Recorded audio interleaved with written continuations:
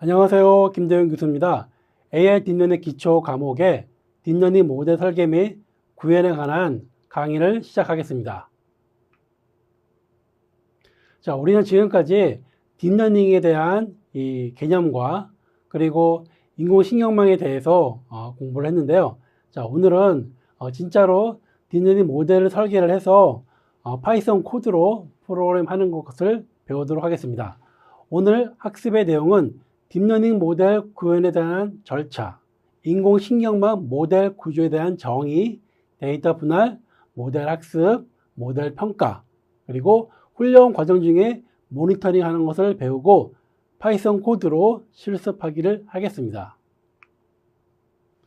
학습의 목표는 딥러닝의 기본 개념들이 실제 프로그램에서는 어떻게 구현되는지 이해하고 설명할 수가 있다. 데이터 준비서부터 모델 평가까지의 단계를 이해하고 설명할 수 있다.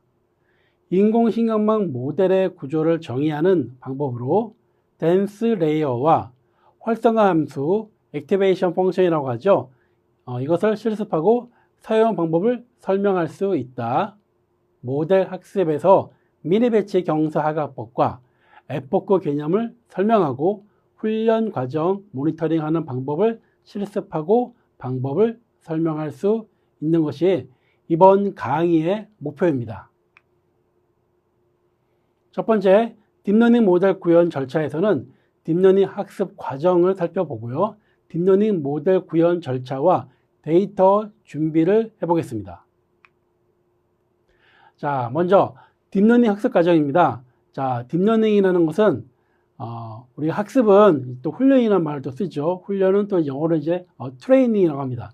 학습은 또 이제 러닝이고요. 그래서 딥러닝 학습은 학습 데이터를 이제 사용을 해서 인공신경망 모델을 반복적으로 학습을 시켜서 최적의 가중치를 찾아서 예측을 하는 것입니다. 그래서 학습 단계에서는 데이터와 그리고 정답이 있는 이제 레이블 데이터를 가지고서 인공신경망 모델을 가지고서 분류 모형이라든지 예측 모형에 맞는 학습을 이제 하는 것이죠. 그리고 학습이 된 모델을 가지고서 새로운 데이터를 가지고서 모델을 가지고서 예측을 하면은 그 결과값이 이제 예측값이 됩니다. 이 과정에서 데이터에 대한 전처리 또 모델에 대한 정의, 학습, 평가 및 검증이 이제 수행됩니다. 자, 우리는 이번 시간에 폐암 환자의 진찰 기록과 수술 1년 후 사망 생존 여부에 관한 데이터를 가지고서 학습을 해서 폐암 수술 환자의 생존율 예측하기를 할 것입니다. 생존율 예측한다는 것은 0과 1로서 분류하는 것인데요. 이것은 로지스틱 리그레션, 로지스틱 회계 분석과 같은 문제인데 로지스틱 회계 분석을 통해서도 폐암 수술 환자의 생존율을 예측할 수 있지만은 딥러닝 모델을 가지고서도 생존율을 예측하는 것을 해볼 수가 있습니다. 자, 먼저 딥러닝 모델의 구현 절차입니다. 데이터에 대한 준비, 그리고 인공신경망 모델에 대한 정의, 데이터에 대한 분할, 모델에 대한 학습, 모델 평가, 훈련 과정 모니터링으로 이루어져 있는데요. 인공신경망 모델의 구조 정의에서는 구조를 정의하는 방법, 그리고 인공신경망의 구조를 시각화하는 방법에 대해서 배울 거고요. 그리고 구조를 요약하는 서머리 함수에 대해서 배울 거고, 파라미터, 매개 변수로도 말합니다. 파라미터에 대한 개념과 개수에 대해서도 배울 것입니다. 데이터 분할은 크게 훈련, 학습 단계에서 사용하는 데이터인 트레인 데이터가 있고요. 그리고 학습 단계에서 또 사용하는 이제 검증 데이터가 있습니다. 밸리데이션 하고요. 그리고 시험 평가하는 평가 데이터, 테스트 데이터가 있습니다. 모델의 학습에서는 하이퍼 파라미터를 설정하는 컴파일하는 메소드가 있고요. 그리고 모델 훈련하기, 학습하기죠. fit 메소드를 이용해서 모델을 학습을 합니다. 모델 평가하는 테스트 하는 과정이 있고요. 그리고 훈련 과정을 모니터링 하는 것은 텐서보드를 이용하는 것과 그리고 히스토리 객체를 이용하는 두 가지의 방법에 대해서 설명을 드릴 것입니다. 자, 먼저 데이터 준비 단계입니다. 자, 우리는 폐암 수술 환자의 수술 생존 여부 데이터를 가지고서 학습을 할 건데요. 이 데이터는 총 470명의 환자에게서 16개의 정보를 정리를 한 것입니다. 16개의 정보는 각 속성 정보라고 이제 부를 수가 있는데요. 이거는 이제 종양 유형, 폐활량, 기침, 흡연 여부 등의 그러한 정보를 담고 있습니다. 이 속성 정보는 다른 말로는 또 피처, 또 특성이라고도 합니다. 데이터베이스에서 이제 컬럼 값으로 이제 이루어진 이제 값들이죠. 그리고 생존 여부는 이제 클래스, 이 부분이 이제 이 Y 변수에 해당하는 결과 변수, 종속 변수인데요. 생존 여부는 이제 클래스, 가로 한 줄에 해당하는 각 환자의 정보를 이제 가리켜서 샘플 인스턴스라는 용어를 사용합니다. 자, 그래서 지금 보시는 이 예처럼 470개의 샘플이 지금 있고요. 그리고 속성은 이제 16개가 있습니다. 그리고 생존 여부에 해당하는 클래스가 있고요. 그래서 속성 정보가 이제 X 값이 이제 되어서 이게 독립 변수가 되는 거예요. 그리고 클래스가 Y 값이 되어서요. 이게 종속 변수가 되는 것입니다. 자, 우리 독립 변수는 또 다른 말로 말하면 이제 원인 변수라고 하죠. 그죠? 원인 변수. 또 종속 변수는 다른 말로 말하면 결과 변수라고도 합니다. 인공신경망 모델의 구조 정의를 하겠습니다. 인공신경망 모델의 구조를 생성하는 방법, 댄스 메소드, 활성화 함수에 대한 정의에 대해 설명을 하고요. 출력층에 대해서 설명을 합니다. 그리고 모델의 구조와 파라미터에 대한 개념과 파라미터 개수를 카운트하는, 세는 방법을 강의하도록 하겠습니다. 딥러닝의 모델을 설정하고 구동하는 부분은 스캔셜 메소드를 선언하면서 이제 시작을 합니다. 자, 여기 맨 밑에 줄에 인공신경망 모델을 구조를 정의하는 파이썬 이제 코드가 이제 있습니다. 자, 여기서 첫 번째 행인 모델 스캔셜로 시작하는 이 부분은 딥러닝의 구조를 짜고 층을 설정하는 부분으로 스캔셜 메소드를 모델로 선언하고 있습니다. 자, 딥러닝이라는 것은 입력층과 출력층 사이에 2개 이상의 은닉층을 추가하면서 학습하는 것이죠. 그런데 우리는 이번 시간에는 딥러닝에 대해서 우리가 배우고 있지만은 학습의 어떤 간결성을 위해서 은닉층은 한 개만 있는 것을 학습 예제를 가지고서 설명을 할 것입니다. 그러니 여러분들께서 수업을 들으시다가 교수님께서 딥러닝을 지금 강의하시는데 왜 은닉층을 한 개짜리를 가지고서 말씀하시면서 딥러닝에 대한 이 모델을 설계하는 것이라고 왜 저렇게 말씀하실까라는 궁금증은 하지 마시고요. 원래 딥러닝은 여러분들이 잘 아시는 것처럼 2개 이상의 은닉층입니다. 그러나 학습의 간결성을 위해서 한 개만 가지고서 여러분들한테 딥러닝을 적용하는 방법을 설명하도록 하겠습니다. 자, 그리고 이 모델 add라는 메소드를 추가하면서 새로운 층이 이제 생성됩니다. 자, 코드에는 모델 add가 지금 2개 있죠. 그래서 층을 2개 가지의 이제 모델을 이제 만들 것입니다. 자, 맨 마지막에 있는 층은 결과를 이제 출력하는 이제 출력층이 이제 될 거고요.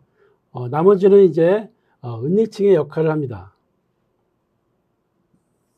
자, 이 부분입니다.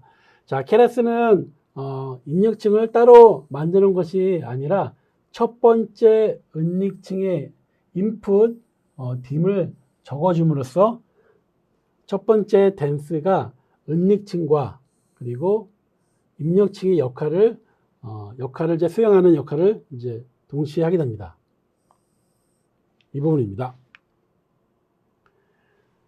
자, 그러면 우리가 모델 add 요 부분에 대해서 좀 더 설명을 하도록 하겠습니다.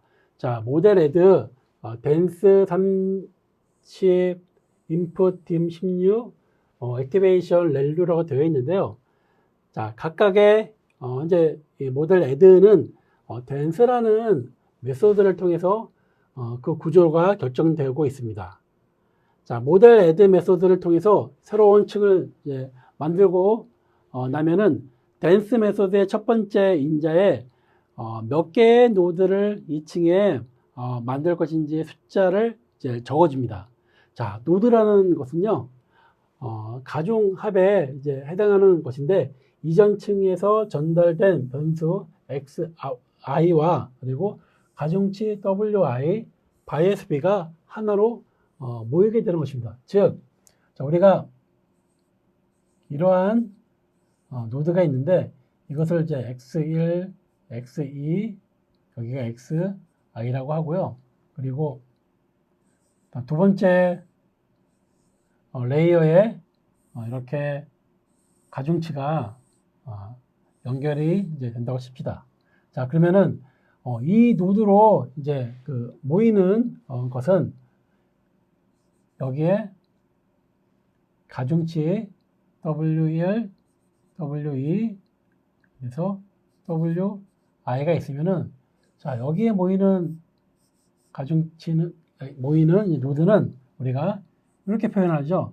WI, 그리고 XI, 그리고 여기에 바이어스 B 더하기 B, 이렇게 이제 표현을 합니다. 그래서 이 부분이 이제 노드이고 이제 가중합에 해당하는 것입니다.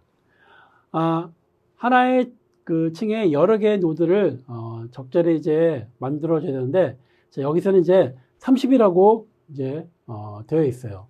자, 30이라고 되어 있는 것은 2층의 노드를 30개를 이제 만들겠다는 것입니다. 그리고 폐암 수술 환자의 생존 여부 데이터에는 입력값이 16개가 있습니다. 그래서 input dim이 16으로 설정을 했습니다. 자, 그래서 입력 데이터 값을 16개를 받아가지고서 은닉층 노드 30개로 이제 보낸다는 이제 의미입니다. 자, 댄스의 그 메소드에서 좀 더 설명을 드리겠습니다. 자, 댄스 메소드는 이제 댄스 레이어, 우리말로는 이제 밀집층이라고 하는데요. 댄스 레이어를 이제 만드는 이제 메소드입니다. 자, 이것은 한 층의 모든 뉴런이 다음 층의 모든 뉴런과 연결되어 있다는 의미를 말합니다.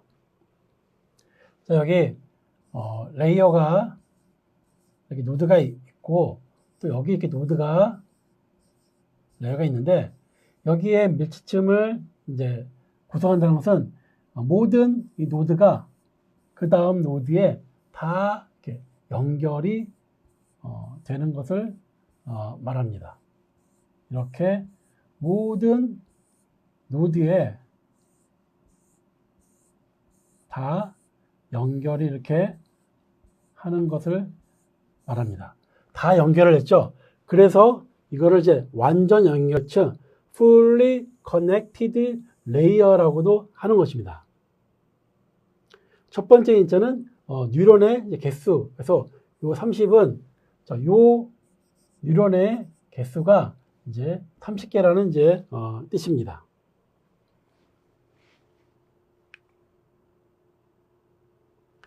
자, 모델 add에 보면은 액티베이션이라는 또 이 옵션이 있습니다. 액티베이션은 이제 그 렐루가 이제 그 설정되어 있는데요. 은닉층의 활성화 함수로 렐루 함수를 이제 사용하겠다는 뜻입니다.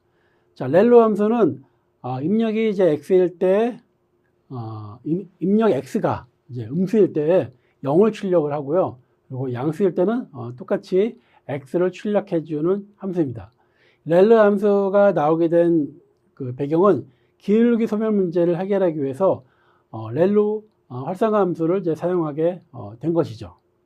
그래서 이 렐루 함수를 미분을 이제 하면은 보시는 것처럼 이 0 이하인 구에서는 이제 0이 되어지고요. 그리고 0보다 이제 큰 값에서는 이제 1로 미분값이 되어지기 때문에 기울기 이제 소멸 문제가 이제 완화가 되었고, 기울기 소멸 문제를 더 그 음의 영역, 음수일 때 부분도 해결하기 위해서 나온 것이 이제 리키-렐루 함수입니다.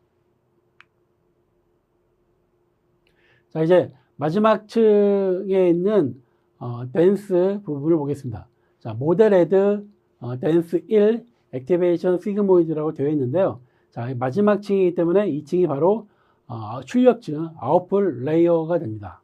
그리고 출력값은 사망, 생존에 대한 여부를 하나로 이제 정해서 이제 보여주기 때문에 출력층의 노드의 수는 한개가 됩니다. 이 노드에서는 입력받은 값은 활성화 함수를 거쳐서 최종 출력값인 0 또는 1이 되는 것입니다. 그렇기 때문에 노드는 하나를 가지고서 0 또는 1이 되는 거고요. 그리고 0 또는 1의 값을 갖기 위해서 활성화 함수로 시그모이드 함수를 이제 사용했습니다. 시그모이드 함수는 이제 0과 1 사이에서 이 비선형의 형태로 이렇게 보여주는 것이죠. 그래서 0 또는 이제 1의 값을 이제 갖는 함수입니다. 주로 로지스틱 회계와 같은 이제 분류 문제를 확률적으로 이제 표현하는데 사용을 합니다. 자, 그래서 우리가 모델에 대한 구조를, 인공신경망 구조를 이제 설계를 이제 했습니다. 그 결과가 이와 같습니다. 자, 먼저 입력층과 은닉층과 출력층의 세 가지 레이어로 이제 되어 있고요. 입력층은 폐암 환자의 진찰 기록이 이제 16개에 대한 정보가 들어오기 때문에 입력층은 16개의 이제 노드를 갖습니다. 그리고 은닉층은 모델 애들을 이제 만들면서 이제 30이라고 이제 주어져서 30개의 노드가 만들어졌고요. 그리고 출력층은 한 개의 노드를 생성을 해서 수술 1년 후 사망, 생존에 대한 여부를 이제 그 값을 0 또는 1로서 갖게 만들었습니다.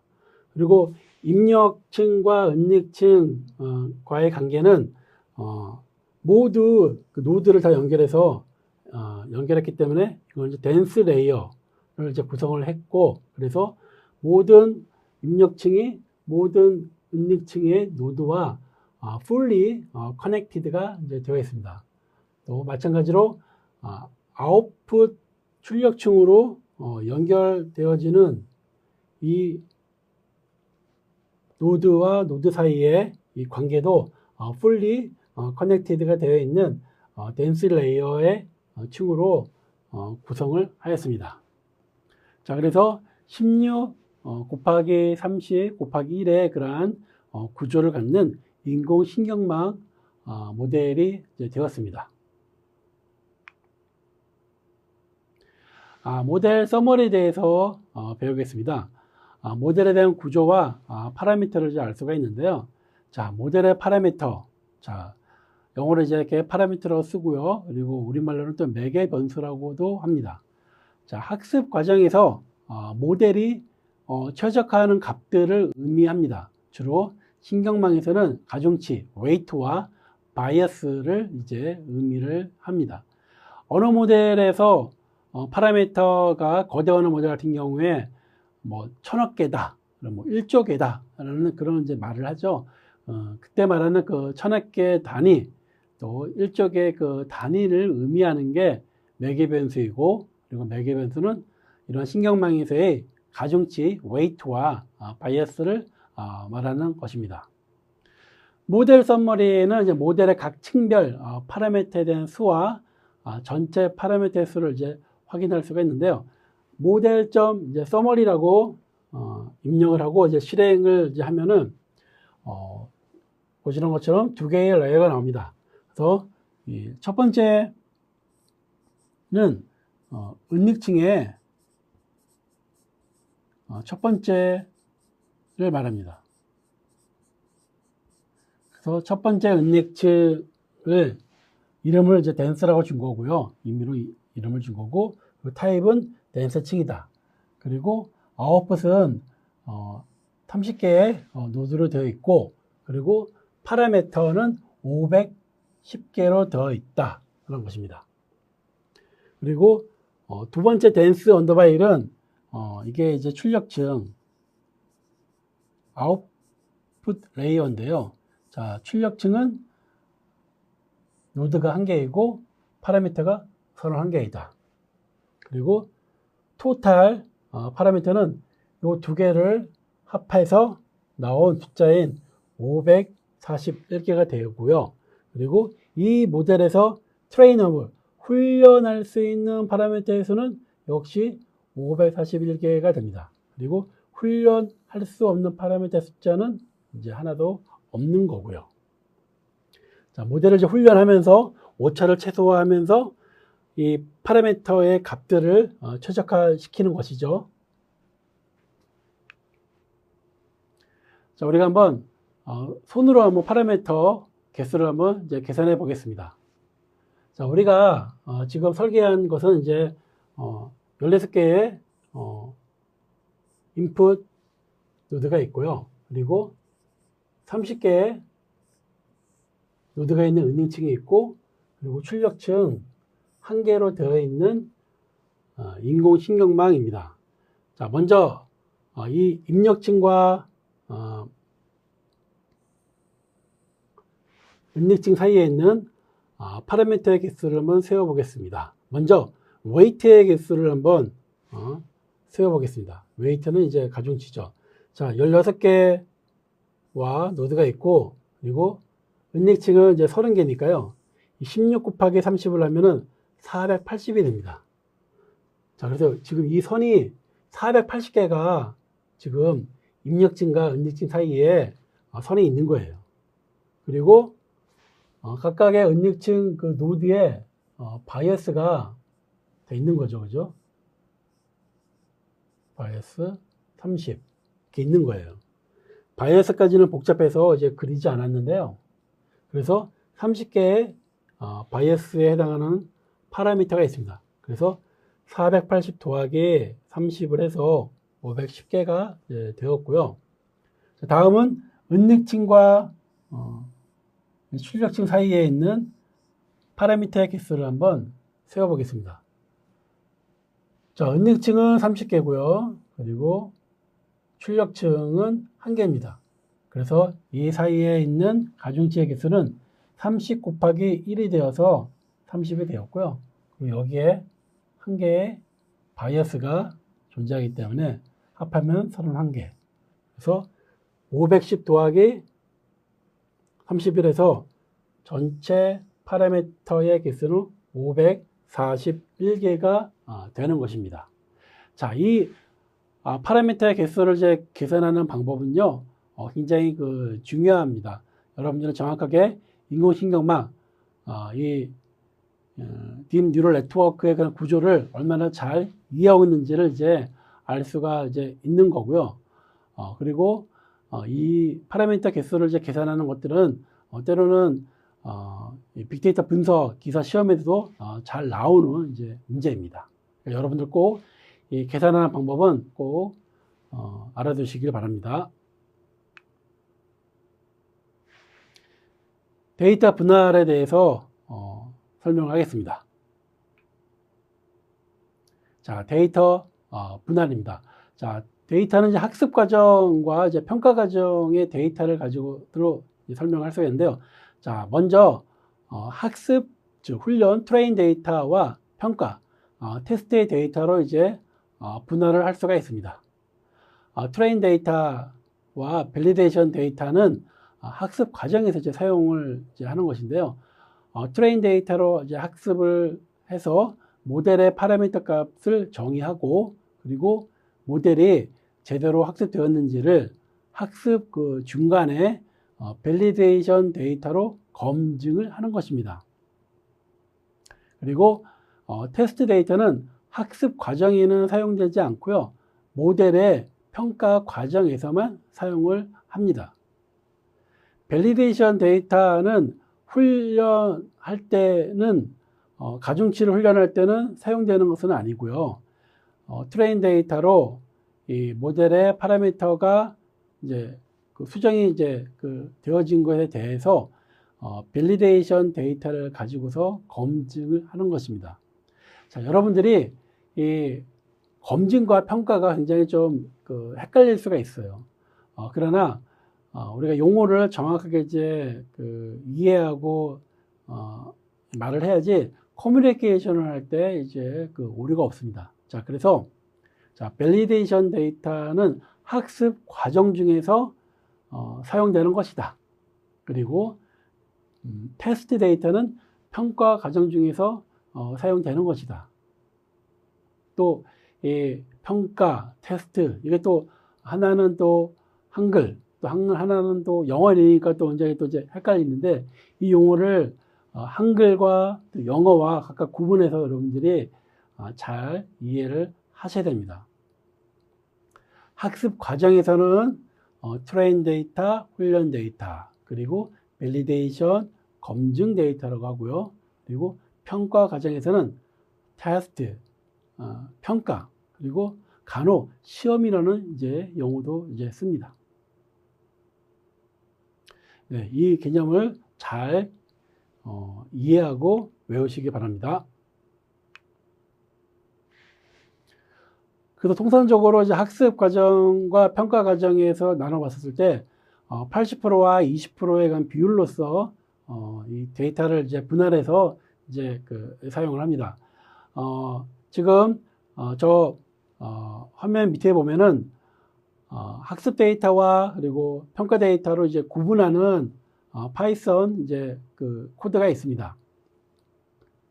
데이터를 이제 분할할 때 사용하는 메소드는 스키트런에 있는 train, test, split이라는 함수를 이제 사용합니다. train, test, split의 함수를 보면은 자, x와 y는 이거는 이제 주어진 데이터의 독립변수 x와 그리고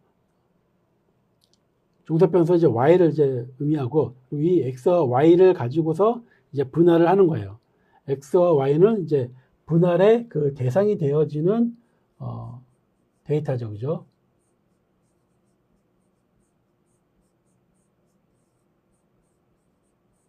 분할 대상 데이터입니다. 자, 먼저 테스트 사이즈 0.2를 해서 평가 과정에 사용되는 이제 테스트 데이터를 이제 분할합니다. 자, 0.2라는 뜻은요, 전체를 1로 봤을 때 0.2이기 때문에 이것은 20%의 그 의미를 합니다. 자, 그래서 전체 데이터가 470개, 즉 X의 이 샘플의 개수가 470개인데 테스트 사이즈 0.2에 대해서 20%의 데이터만 테스트 데이터, 평가 데이터로 이제 분할하기 때문에 470개의 20%인 94개가 되고 나머지 80%는 376개로 학습 과정 중에 사용하는 데이터가 되는 것입니다. 그리고 밸리데이션 데이터는 학습을 하는 이 fit 메소드에 정의가 되어 있는데요. 여기에서 밸리데이션 스플릿이라는 옵션이 있습니다. 밸리데이션 스플릿 0.2 하면은 역시 전체를 1로 봐서 0.2이기 때문에 이게 이제 20%의 의미를 합니다. 그래서 이 20%는 전체 470개에서 20%가 아니고요. 요 학습 데이터, 이게 지금 fit이 학습시키는 거잖아요. 학습시키는 데이터에서 밸리데이션 스플릿 0.2 하면은 이거를 20%를 적용해서 75.2, 그래서 75개가 반올림을 해서 75개가 평가 데이터, 75개가 검증 데이터, 밸리데이션 데이터입니다. 검증 데이터로 이제 활용하는 것이고, 그리고 나머지인 80%인 301개가 훈련 데이터로 이제 사용을 이제 하는 것입니다. 그럼 밸리데이션 스플릿을 옵션을 쓰지 않으면 어떻게 되나요? 그럴 경우에는 모두 376개가 다 트레인 데이터에만 활용이 되어지고 학습 중간에 하는 밸리데이션은 이제 하지 않는 것입니다. 배치 사이즈에 대해서는 뒷시간에 설명을 드리도록 하겠습니다. 자, 그래서 전체적인 데이터가 100%였는데 테스트 사이즈로 인해서 트레인 테스트 스플릿 함수에서 테스트 사이즈 0.2가 되어서 20%가 쓰여졌고요. 그리고 fit 이 메소드에서 밸리데이션 스플릿 0.2에서 80%와 20%로 또 이렇게 나누어졌습니다. 그래서 전체적으로 100%에서는 훈련 데이터가 64%가 사용되어지는 거고요. 그리고 검증 데이터로 16%가 사용이 되는 것입니다. 모델의 학습에 대해서 강의하겠습니다. 모델 컴파일, 오차 함수, 그리고 모델 학습 단계에서 미니 배치 경사 하강법과 그리고 에포크에 대한 개념, 그리고 모델 fit 메소드에 대한 설명을 하도록 하겠습니다. 자, 모델 컴파일에 대해서 설명을 하겠습니다.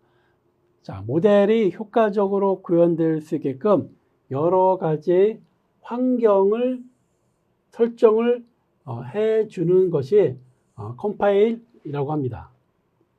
여기에는요, 먼저 이 로스를 줘서 오차 함수를 지정하는 게 있고요. 그리고 옵티마이저에서 이제 옵티마이저를 지정하는 게 있고, 그리고 매트릭스에서 모델 성능 측정 방법인 매트릭을 정의하는 것이 있습니다.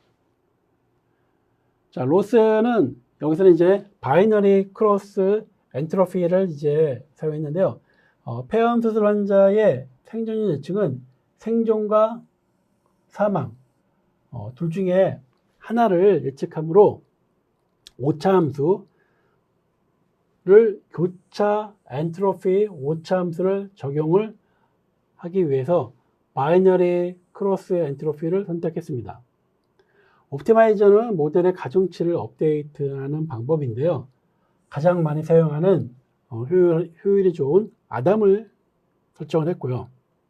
그리고 매트릭스는 모델 성능을 측정하는 방법인데요.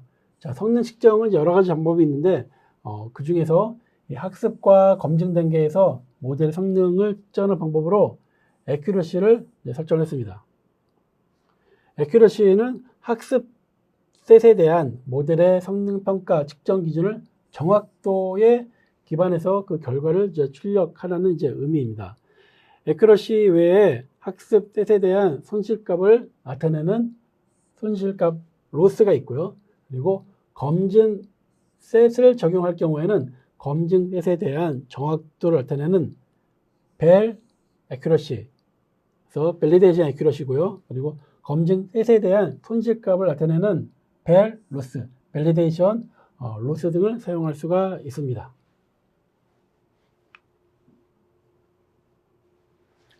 오차 함수, 손실 함수 로스 펑션이라고 하는데요. 오차 함수에 대해서 정의를 하겠습니다. 자, 학습은 무엇인가요? 자, 학습은 인공신경망에서의 학습 과정은 출력층에서 계산된 그 출력값, 그 예측값과 학습 데이터의 실제값, 그 정답의 그 차이인 오차를 최소화하는 최적의 가중치를 찾는 것이죠. 즉, 인공신경망이 가중치를 갱신하면서 실제 값과 즉 정답값과 예측값의 차이인 오차를 최소화를 하도록 이러한 이 파라미터 가중치와 그리고 이 바이어스를 이제 갱신해 가는 것이 이제 학습입니다.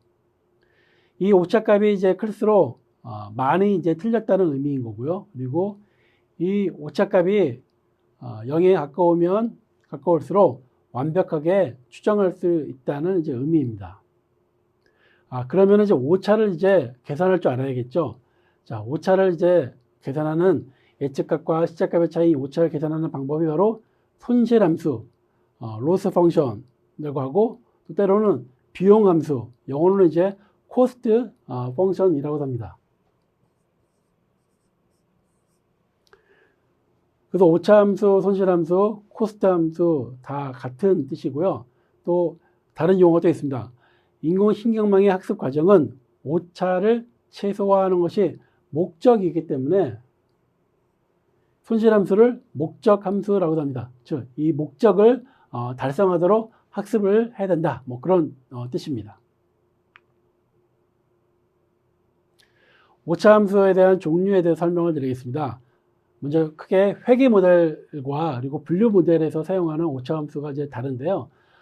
회귀 모델은 평균 제곱 오차는 실제값, 정답값과 예측값, 결과값의 차이인 이 오차, 에러를 제곱하여서 평균을 낸 것으로 실제 값과 예측값의 차이가 적을수록 예측량이 좋은 것입니다. 자, 우리가 어떤 이런 값들을 가리켜서 어떤 그 리그레션을 우리가 이제 하려고 할 때 이런 회귀선을 이제 우리가 그을 수 있겠죠. 그러면은 이 회귀선과 그리고 샘플 실제 값과의 이 차이를 우리가 제곱해서 이제 계산을 이제 하죠, 그죠? 그래서 이러한 이 평균 제곱을 한 것을 합산해서 이것이 가장 작은 값을 찾는 것이 이 회귀선이 이 샘플 값을 얼마나 잘 만족했는가를 이제 찾는 방법입니다. 평균 제곱 오차는 민 스퀘어 이제 에러라고 이제 하는데요. 자, 예측값 y 핵과 실제값 y 값의 그 차이의 제곱값에 대한 이제 평균을 이제 합니다. 그리고 평균 절대 오차 민 앱솔루트 이제 에러라는 것은 이 예측값과 그리고 이 실제값의 그러한 차이를 절대값을 대한 이제 평균을 이제 하는 것이고요. 그리고 평균 절대 오차율 민 앱솔루트 퍼센티지 에러는 예측값과 실제값의 차이를 백분율로 이제 계산하는 것입니다. 자, 그래서 식은 예측값과 실제값의 요 차이를 분자에 두고요. 그리고 실제값을 이제 나누어서 그것에 대한 절대값을 가지고 백분율로 계산합니다. 장점은 오차의 크기를 직관적으로 이해할 수가 있다는 것입니다. 100%면은 실제값과 예측값이 모두 다 맞다는 것이죠. 근데 실제값 분모가 이게 0이 이제 존재하면은 계산이 이제 안 되는 것이 있고요. 그리고 실제값이 또 0이 굉장히 또 가까워지게 되면은 MAPA 값이 굉장히 커지는 그런 단점이 있습니다. 평균 제곱근 이제 오차도 있는데요. 이거는 이제 룬, 민, 스쿼드 이제 에러라고 하는데요. 앞에서 얘기했던 평균 제곱 오차에다가 스퀘어드 제곱근을 한 것입니다. 그래서 제곱근을 하지 않은 평균 제곱 오차는 오차에다가 제곱을 하기 때문에 실제 그 오차보다 훨씬 커지는 그러한 단점이 있는데 그 단점을 이제 극복을 해서 이게 어느 정도의 차이가 있구나 하는 것을 좀 이제 이해할 수 있도록 한 것이 평균 제곱근 오차이고요. 그리고 평균 제곱 로그 오차가 있는데 이거는 민 스퀘어드 로가리틱 에러라고 합니다. 자, 이거는 예측값과 실제값의 그 로그를 이제 적용한 값의 그 차이를 제곱한 값의 평균입니다. 평균 제곱 오차와 이제 비슷한 건데요. 평균 제곱 오차 차이점은 이제 로그를 각각 이제 적용을 이제 했다는 것이에요. 평균 제곱 로그 오차에 대한 설명을 한번 예시를 들어 설명해 보겠습니다. 자, 우리가 실제 값을 1이라고 하고요. 그리고 예측한 값이 11이라고 하면은 우리가 오차는 1과 11의 차이니까 10이죠. 그리고 오차 함수의 이제 그 민스퀘어 에러 값은 이제 10의 제곱 100이 됐습니다. 그리고 또 다른 예로서 실제 값이 101이에요. 그리고 예측값이 111입니다. 그러면은 이 둘 사이의 오차는 똑같이 10이죠. 그리고 민스퀘어 값도 똑같이 10의 제곱이에요. 그러면은 여러분들 보실 때 1과 11의 차이하고 101과 111의 차이 둘 중에 어디가 더 실제값과 예측값의 차이가 큰 것으로 보여요. 단순한 어떤 그 양적인 차이로 보면 오차값은 이제 똑같지만은 제가 볼 때는 1과 11의 차이가 더 큰 것 같아요. 그죠? 101과 111의 차이는 그렇게 실제값과 예측값의 차이가 큰 것 같지 않고요. 그래서 나온 것이 평균 제곱 로그 오차입니다. 그래서 평균 제곱 로그 오차를 이제 계산을 하면은 위에 1과 11의 차이는 1.08이 되고요. 그리고 101과 111의 차이는 0.0017로 굉장히 차이가 적게 됩니다. 그래서 실제 값이 큰 값에서 발생하는 오차의 그 영향을 감소시키는 것이 평균 제곱 로그 오차입니다. 그래서 여러분들은 회계 모델에서는 앞에서 설명한 평균 제곱 오차, 평균 절대 오차, 평균 절대 오차율, 평균 제곱근 오차, 평균 제곱 로그 오차 중 하나를 오차 함수로 사용해도 되고요. 또 여러 개를 사용해서 각각의 이 오차에 대한 평균들을 확인할 수가 있겠습니다. 분류 모델에서는 일반적으로 데이터의 출력을 0 또는 1로 구분하기 때문에 시그모이드 함수를 이제 사용을 하는데요.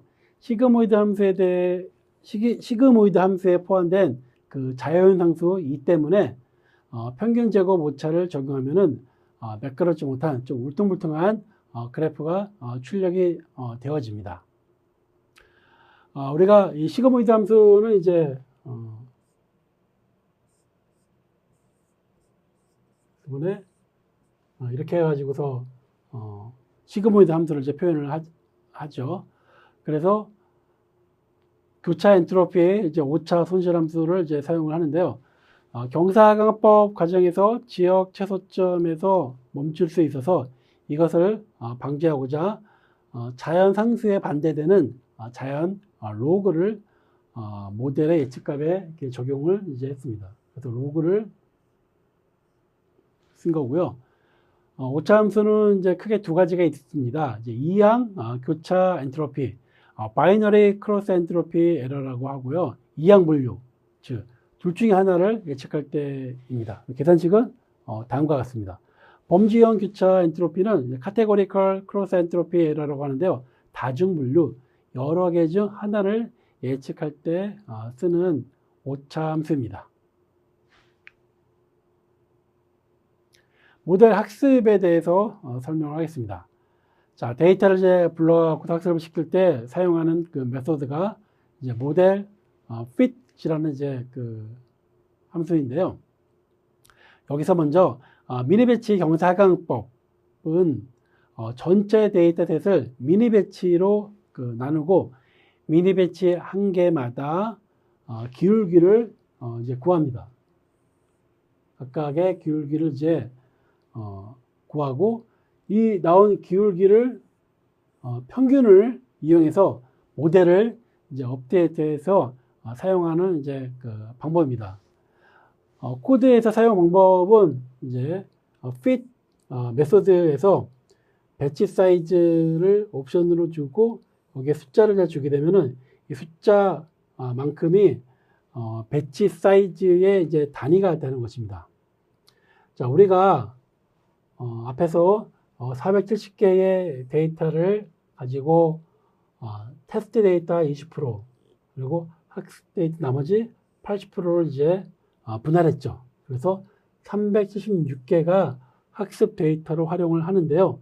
이 376개의 데이터를 핏해서 밸리데이션 스플릿이라고 해서 검증 데이터로 20%를 활용을 합니다.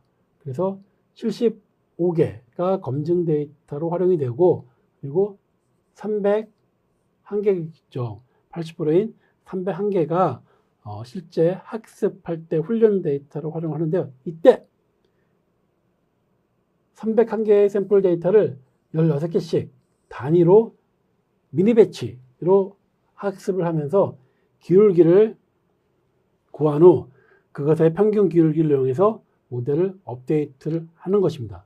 자, 301개의 샘플 데이터를 16개씩 단위로 하게 되지만은 미니 배치하는 횟수는 정확히는 18.8인데 이게 반올림 하면은 이제 19개, 이제 올림이겠죠. 하면은 19개에서 19개가 미니 배치의 횟수가 되어져서 19개의 배치 단위로 기울기가 구한 후 그것의 평균 기울기를 이용해서 모델을 업데이트를 합니다.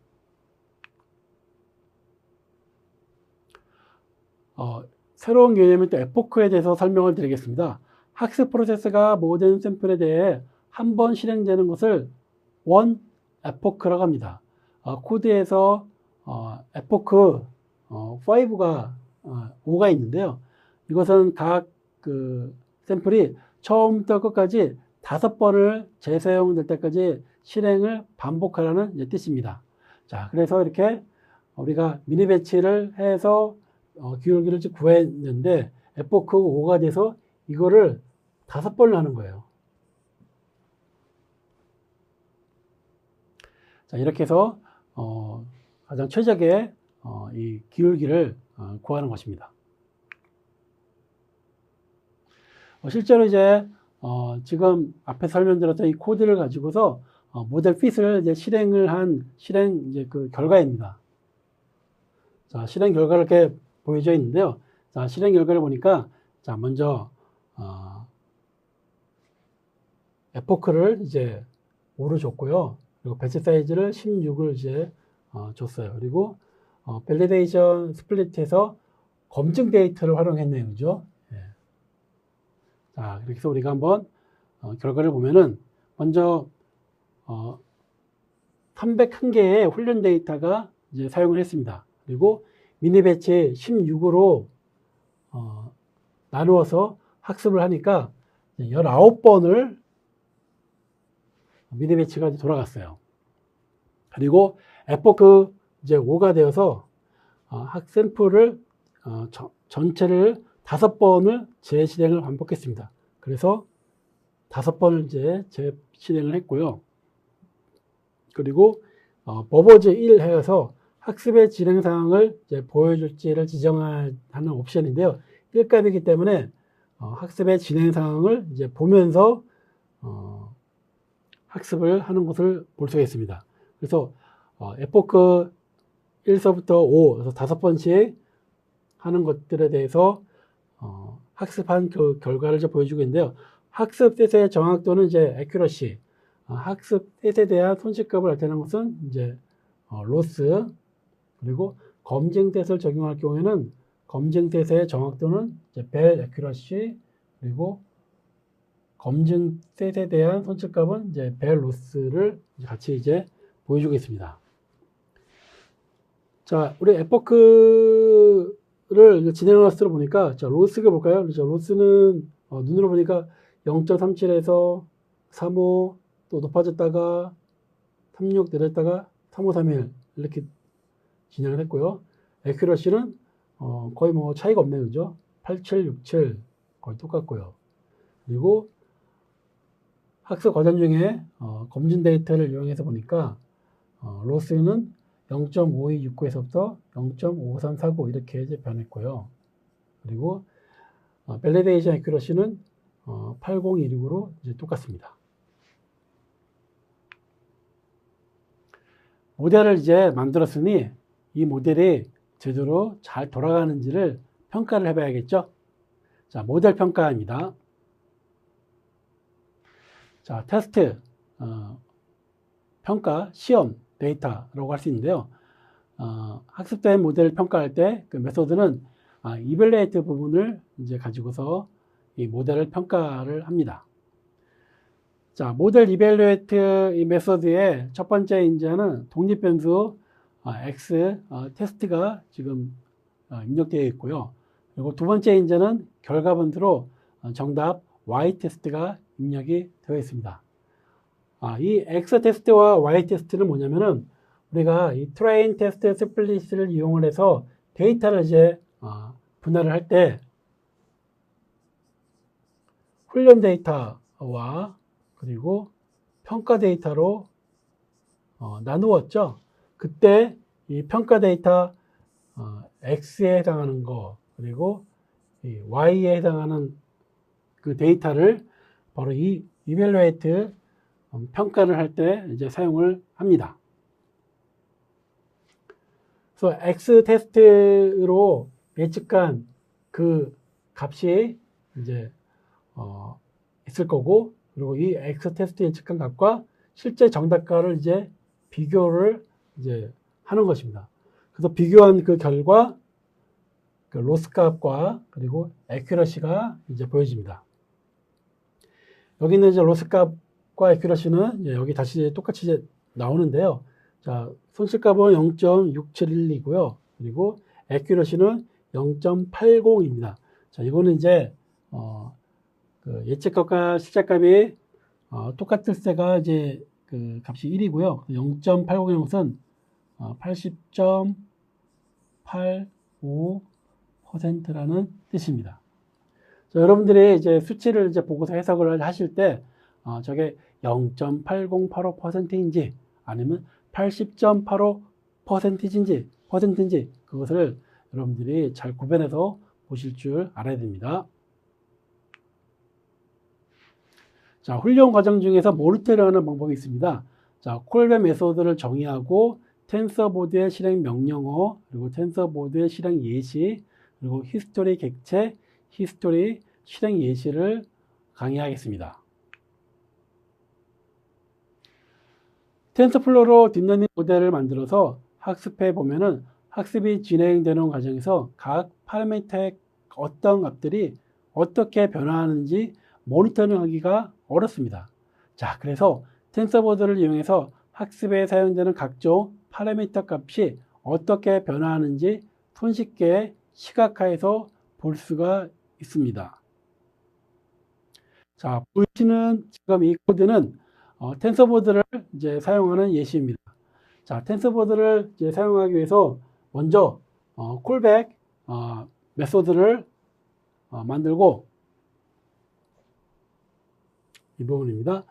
그리고 이것은 이제 텐서플로우에 있는 콜백에 있는 이제 텐서보드 메소드에다가 앞서서 만든 이 로그 디렉토리의 변수 여기는 지금 로그스 이제 핏이라는 것이 지정되어 있는데요.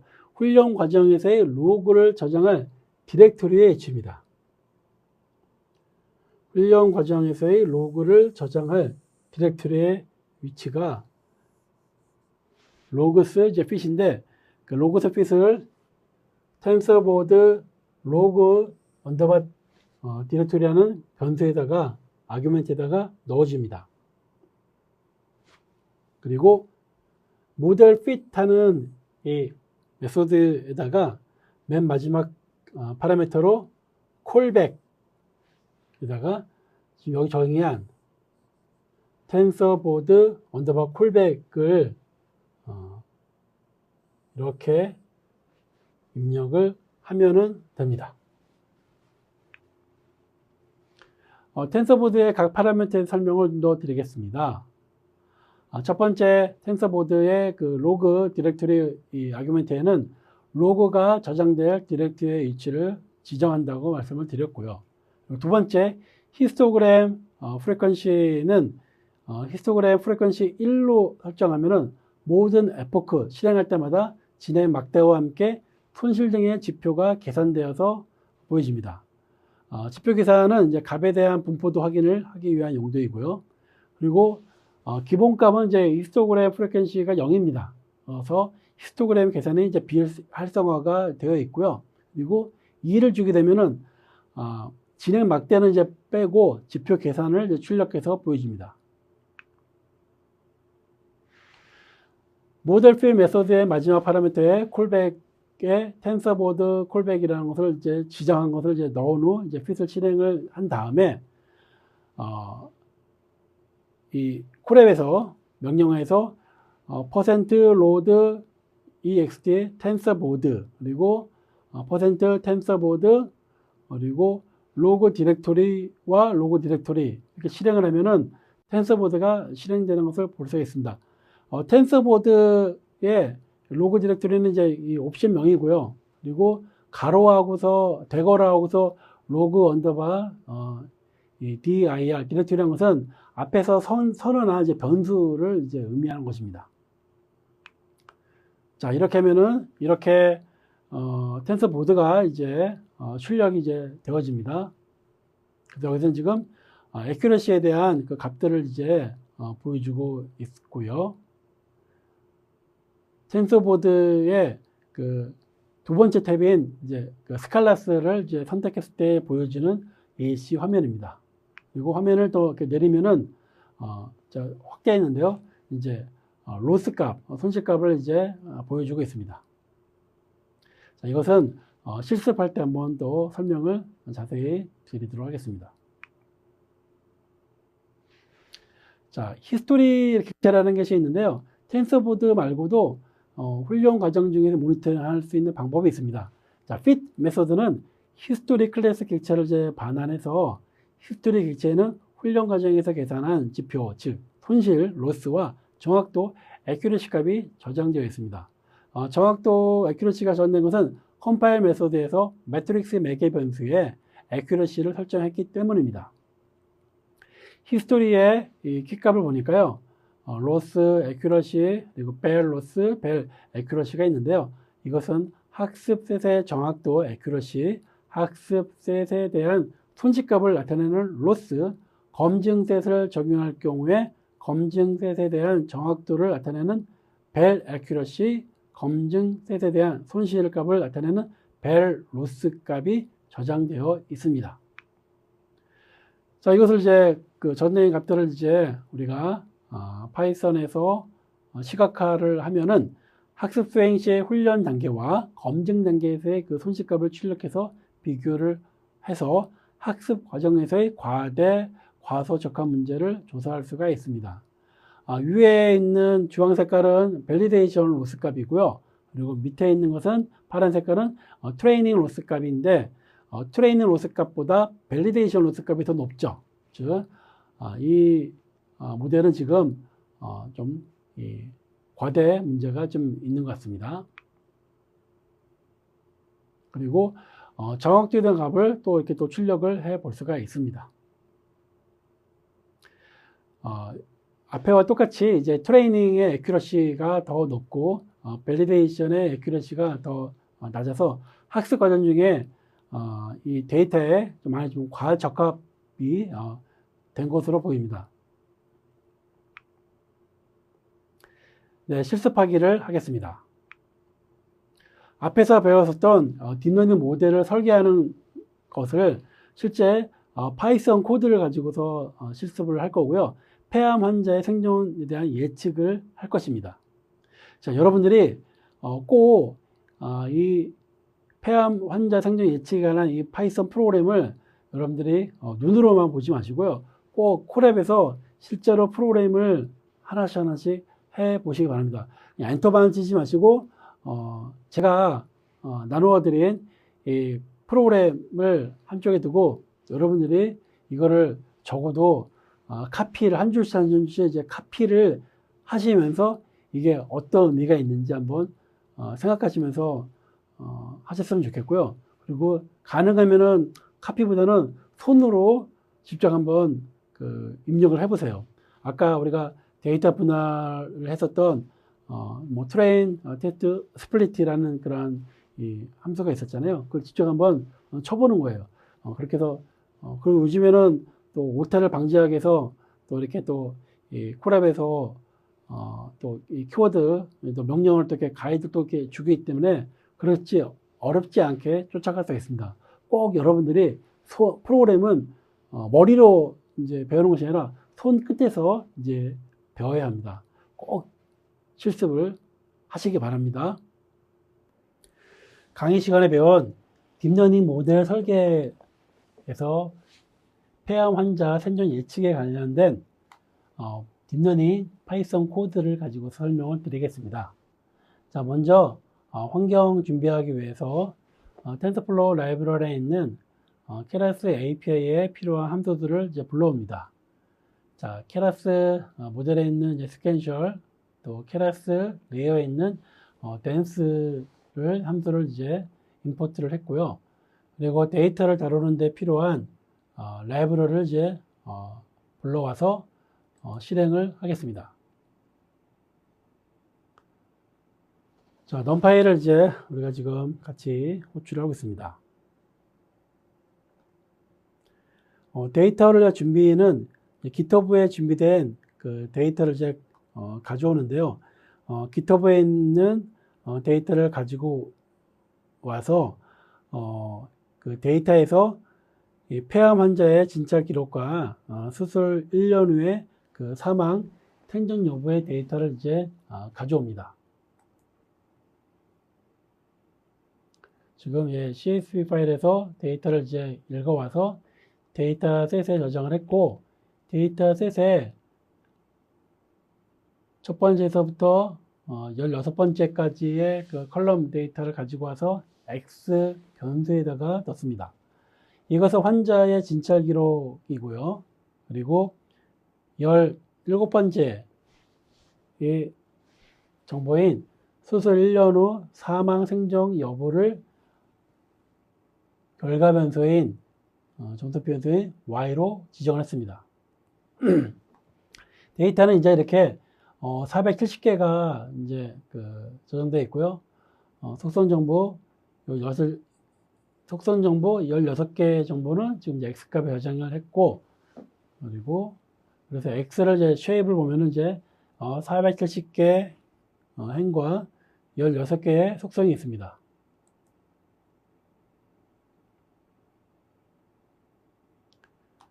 각 속성은 이제 종양 유형, 폐활량, 뭐 기침, 흡연 여부 이런 정보들이 이제 되어 있고요. X값에 앞에 5개를 출력을 해보면은 이러한 구조로 되어 있습니다. 그리고 Y값은 이제 이 종속 변수로 1년 후에 그 생존 여부를 이제 정보를 가지고 있는데요.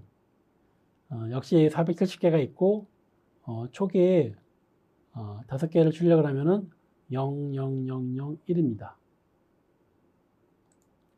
실행을 한번 시켜보았습니다. 자, 이제 데이터 준비가 이제 가지고 와서 다 됐고요. 자, 이제 우리가 인공신경망의 모델의 구조를 한번 정의하겠습니다. 자, 여러분, 그 딥러닝은 은닉계층이 2개이지만은, 오늘은 학습의 어떤 그 편의를 위해서 은닉층을 1개만 만들어서 실습을 한다고 말씀을 드렸습니다. 자, 딥러닝의 모델 구조를 먼저 이 스캔셜 메소드를 선언해서 시작을 해서 이제 모델을 이제 만들고, 그리고 모델 애들을 이제 메소드를 가지고 새로운 층을 이제 생성합니다.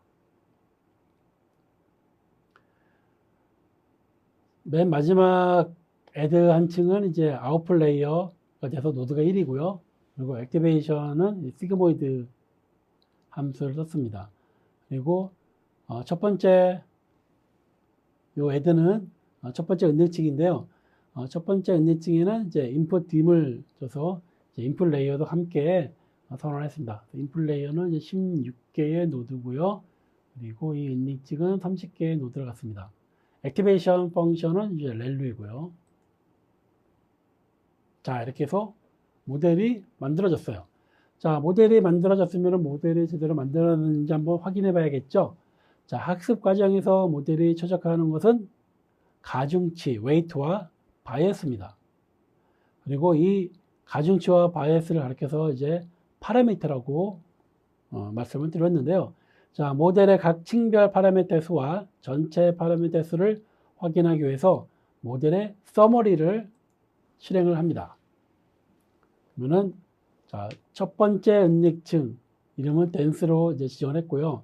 자, 댄스층이고요.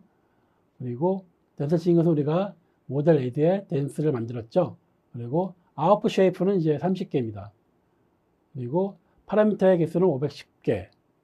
그리고 맨 마지막 층 댄스 1은 아웃풋 레이어이고요. 댄스층이고 그리고 노드는 1개입니다. 여기 댄스 1이기 때문에 여기 1이죠. 그리고 2층에 관련된 만들어진 파라미터의 개수는 31개입니다. 그래서 토탈 파라미터는 541개. 그리고 트레이너블 가중치로 훈련될 수 있는 것은 541개, 가중치 훈련되지 않는 것은 0개입니다. 신경망의 구조를 시각화할 수가 있습니다. 플롯 모델 함수를 사용해서 케라스 모델의 구조를 시각적으로 표현할 수가 있는데요. 모델의 층과 각 층의 연결 관계를 그림으로 확인할 수가 있습니다. 먼저 파이닷과 그래프 이 비주얼 패키지를 설치를 합니다. 그리고 텐서플로우 케라스 유틸 클래스에 있는 플롯 모델을 이제 임포트를 이제 합니다. 플롯 모델을 실행을 이제 하는데요. 먼저 첫 번째 인자는 이제 모델입니다. 이 모델은 우리가 앞에서 선언한 이 모델입니다. 이 모델을 시각화해야 될 그 신경망의 그 이름이죠. 를 먼저 이제 인자로 주고요. 그리고 두 번째 to 파일은 그림을 저장할 파일 이름이고, 그리고 show shape는 레이어의 출력 형태를 그림에 표시할지 여부입니다. show layer names는 레이어의 이름을 그림에 표시할지에 대한 여부입니다. 모두 true로 해서 실행을 합니다. 자, 그러면은 첫 번째 레이어는 이제 input 레이어입니다. 그래서 16개의 노드가 있고요. 이 16개의 노드를 이제 은닉층으로 이제 보냅니다. 은닉층은 이제 댄스 이제 층이고요. 은닉층 16개를, 은닉층은 이제 앞에 인풋 레이어 16개의 노드를 받아서 은닉층 30개를 이제 연결을 합니다. 이 인풋 레이어와 이 은닉층 이 레이어 간에는 이제 댄스층으로 연결이 이제 된 겁니다. 30개의 노드가 있고 30개의 노드는 액티베이션 이제 이 함수에 의해서 계산해서 다음 노드로 다음 레이어로 전달합니다. 맨 마지막 레이어는 이제 아웃풋 이제 레이어죠. 아웃풋 레이어는 앞에 있는 레이어 히든 레이어 30개로부터 노드로부터 받아서 한 개의 노드에 연결을 합니다. 이렇게 해서 신경망 모델을 시각화하는 것을 설명을 드렸습니다. 자, 데이터를 이제 학습하기 전에 이제 데이터를 이제 분할을 해야 되죠. 자, 데이터 분할은 학습, 훈련, 트레인 데이터와 평가, 테스트 데이터를 이제 분할하는 것입니다. 트레인 데이터와 밸리데이션 데이터는 이제 학습 과정에서 이제 사용을 이제 하는 것입니다. 자, 트레인, 테스트, 스플릿 함수를 이제 임포트를 해서 원래 전체 데이터 x, y의 값을 인자로 주고 그리고 테스트 사이즈 0.2에서 전체 데이터 중에 20%를 테스트 평가 데이터로 이제 분할을 합니다. 여기에 랜덤 스테이트라는 이제 아규먼트가 있는데요. 여기서 이 시드값을 줍니다. 이 시드값을 정의를 해서 이제 무작위성을 제어하는 것을 말하는데, 이것은 무슨 뜻이냐면은 랜덤 스테이트를 설정을 하면은 데이터의 분할이 항상 동일하게 이루어지기 때문에 실험 결과의 일관성을 유지할 수가 있습니다. 여러분들의 이 랜덤 스테이트 똑같은 시드값을 0을 주고서 계속 이 프로그램을 실행을 이제 한다면은 여기에 그 분할되는 트레인 데이터와 그리고 평가 데이터가 항상 동일하게 이제 배정이 된다는 것을 말합니다. 그리고 셔플 true라는 것은 데이터를 분할하기 전에 이제 무작위로 섞습니다. 데이터가 어떤 무작위성 있게 있지 않고 데이터가 편향적으로 이렇게 뭉쳐 있는 경우가 있습니다. 데이터가 뭉쳐 있으면은 그 뭉쳐 있는 데이터를 학습하게 되면은 이 편향성 있게 학습을 할 수가 있기 때문에 데이터를 학습하기 전에 먼저 이렇게 셔플을 해서 무작위로 섞습니다. 그래서 트레인 테스트 스플릿을 실행을 하면은 데이터가 분할이 되어지고요. 그리고 분할된 각각 데이터들을 출력을 해보면은 이와 같습니다. 그래서 20%를 이 테스트 데이터에 들어가고 나머지 80%가 트레인 데이터, 훈련 데이터로 갑니다.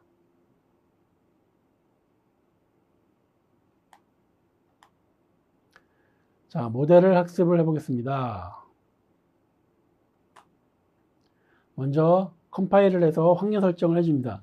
자, 로스 손실함수는 이제 바이너리 크로스 엔트로피를 정의를 했고요. 생존 여부이기 때문에 이항 분류의 손실함수를 적용했습니다.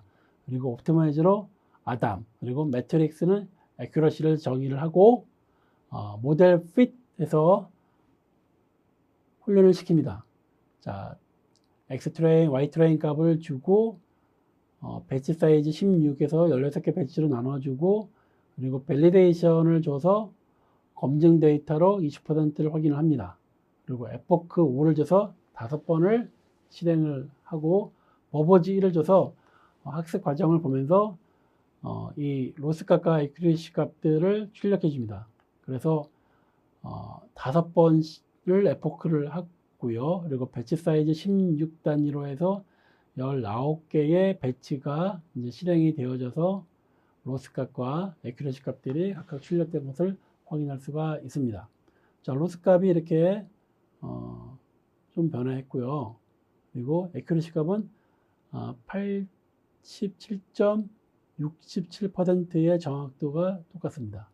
그리고 밸리데이션 데이터 가지고서 밸리데이션 것은 로스 값에 대한 변화가 이렇게 있습니다. 그리고 에큐리시는 0.8026, 80.26%의 정확도로 같습니다. 자, 모델을 이제 평가를 이제 합니다. 이제 evaluate 함수를 이제 쓰고, X 테스트는 이제 평가 데이터고요. 그리고 Y 테스트는 평가 시에 대조할 정답 데이터입니다. 그래서 X 테스트를 가지고 모델에 넣어서 결과 나온 그 결과값과 실제 정답값 Y 테스트를 비교를 해 보니 로스 값은 0.59 사이, 그리고 에큐러시는 0.8085로 80.85%의 정확도로 왔습니다. 밸리데이션과 이제 거의 좀 비슷합니다. 네, 이렇게 해서 자, 모델을 우리가 딥러닝 모델로 학습을 하고 평가한 것까지 확인했고요. 그리고 이제 훈련 과정에서의 학습 과정에서의 그냥 모니터링 하는 것을 보겠습니다. 자, 텐서플로우로 딥러닝 모델을 만들어서 학습해 보면은 학습이 진행되는 과정에서 각 파라미터의 어떤 값들이 어떻게 변화하는지 모니터링 하기가 어렵다고 했습니다. 자, 그래서 텐서보드를 이용해서 학습에 사용되는 각종 파라미터 값들이 어떻게 변화하는지 손쉽게 시각화해서 볼 수도 있습니다. 자, 먼저 여기 로그 디렉토리에는 로그가 저장될 디렉토리의 위치를 지정합니다. 자, 로그 feed이라는 디렉토리를 지정을 했고요. 그리고 텐서보드에 이 지정한 로그 디렉토리를 이제 지정을 하고, 그리고 히스토그램 프리퀀시를 1로 줘서 모든 에포크마다 진행 막대와 함께 손실 등의 지표 계산값, 즉 값에 대한 분포도 확인 용도로 활성화를 시켰습니다. 그래서 텐서보드 콜백으로 정의를 해서 텐서보드 콜백을 이 모델 fit 메서드의 콜백 옵션 값에다가 입력을 하고 fit을 실행을 하면은 한 다음에 텐서보드를 이제 로드 ext로 실행을 하고 저장된 그 로그 값을 이제 텐서보드로 이제 읽습니다. 텐서보드 로그 디렉토리의 옵션 값에 로그 디렉토리가 위치된 저장된 로그 값을 읽어 왔습니다.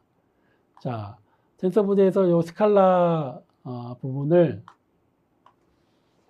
보게 되면은 이렇게 좀 먼저 에큐러시가 있는데요. 이걸 좀 더 키워서 이제 볼까요? 네, 이렇게 보면은 이제 더 크게 볼 수가 있죠. 자, 위에 0.88에 가까운 얘 주황 색깔은 학습 데이터에 대한 결과고요. 그리고 요 파란 색깔은 밸리데이션 데이터로 본 결과입니다. 자, 여기도 보이시죠? 예. 팝업 창으로 이제 트레인 데이터 0.87 그리고 밸리데이션 데이터 0.80 이제 보여집니다. 그리고 손실값도 확인할 수가 있습니다.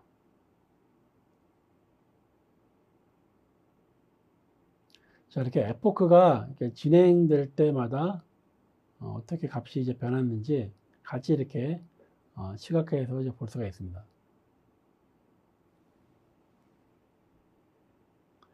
에포크가 진행될 때마다 손실값이 좀 줄어들고 있는 것이 이제 보이네요. 그죠? 네. 자, 이렇게 해서 텐서보드를 확인해 봤고요. 다음은 이제 fit 메소드가 제공하는 히스토리 클래스 객체에 대해서 설명하겠습니다. fit 메소드의 결과값으로 히스토리 클래스 객체를 반환하고 여기에는 활용 과정에서 계산한 지표, 즉 손실, 로스와 정확도, 에큐러시 값이 저장이 됩니다. 정확도는 컴파일 메소드에서 매트릭스 매개 변수에 에큐러시를 설정했기 때문에 나오는 거고요. 학습 셋의 정확도, 그리고 학습 셋에 대한 로스 값, 그리고 검증 셋을 적용했다면은 검증 셋에 대한 정확도인 벨 에큐러시, 그리고 손실 값을 나타내는 벨 로스가 이제 그 값이 함께 보여집니다. 자, 여기에 저장되어 있는 값들을 출력을 하는 시각화하는 파이썬 예제입니다.